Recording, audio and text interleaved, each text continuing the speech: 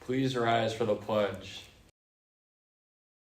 I pledge allegiance to the flag of the United States of America and to the republic for which it stands, one nation, under God, indivisible, with liberty and justice for all.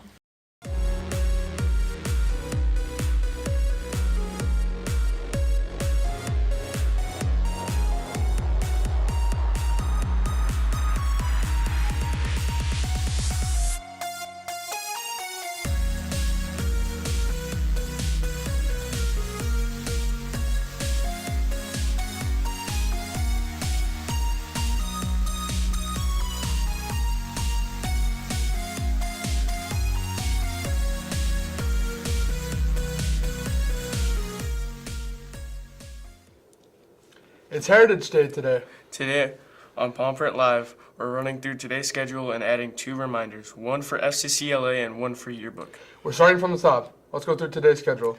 You're already in your own advising, or you should be. That's where today starts. At 7:57, you'll be moving with your advising to your first of 11 stations. You'll spend the morning learning about traditional foods and games and more. That wraps up at about 11:05. You'll have 11:05 to 11:50 to eat lunch. At 11:50, you'll need to be back at your advising room. There, you'll do an activity to make a choice.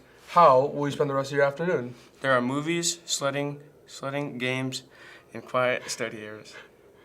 Whatever you do, you'll be there you'll be there from the afternoon advising until 3:16. Once you choose an activity, you'll need to stay in that space for the rest of the afternoon. And now we got just 2 short announcements. Both are time sensitive, so make sure you are listening. If you'd like the yearbook, make sure you get an order in by Saturday. That's the same day as the senior ed deadline. If you don't order a 2023-24 yearbook now, the staff can't guarantee that you'll have one available to buy at the end of the year. Order your copy at yearbookforever.com. While you have your debit card out, if you're in FCCLA, you might as well grab something for tonight's holiday party. The FCCLA holiday party is tonight at 7 p.m. in Miss Halverson's room. They're doing a potluck and a white elephant. If you're going, you'll need to bring a gift that's under $10. If you'd like to bring a dish, sign up the sheet that was sent out. That's it.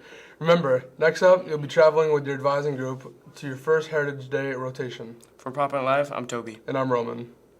We're leaving you with a news package about an important issue, cafeteria theft. Black River Falls High School has had problems lately with students stealing items from the lunchroom. With the lunchroom stuff, I guess I'm a little bit disappointed with when that is going on. I know our lunch staff takes a lot of time to prepare, make sure things are available for our students, for the ultimate goal of that you guys are able to learn and have energy and use our brains effectively. So I'm just a little bit disappointed, and I know it's gotten a lot better. And at the end of the day, I think here at Black River Falls High School, we want to make sure that we're teaching life lessons, life skills, and one of those skills, right, would be to only have what you have paid for, right? And so that would be here at the high school. That would be if you're out in the real world. That same rule or that same concept applies. I feel sad that they have to do it. They shouldn't have to. All they have to do is talk to somebody and something could be worked out. So it makes me sad. But hopefully they'll be okay. Yeah, so we made some adjustments to our supervision during that break time and during the lunch time. Have more adults watching. It is a time that it's a very popular time where there's a lot of kids there in line, and we just needed to up our supervision a little bit. And I think through that process, I really do think things have improved, which I'm really happy about. It's gotten a lot better. The head of the lunch ladies, Laura Larson, brings up what the students have been stealing and if there's been a history of stealing items from the lunchroom in the past. Quite a significant amount, but it's getting better. It was ice cream was the most. The vice principal, Mr. Erickson, has consequences ready if students get caught stealing. Yeah, so it did happen a couple times when I was out there that maybe a student hadn't grabbed or hadn't paid for their food.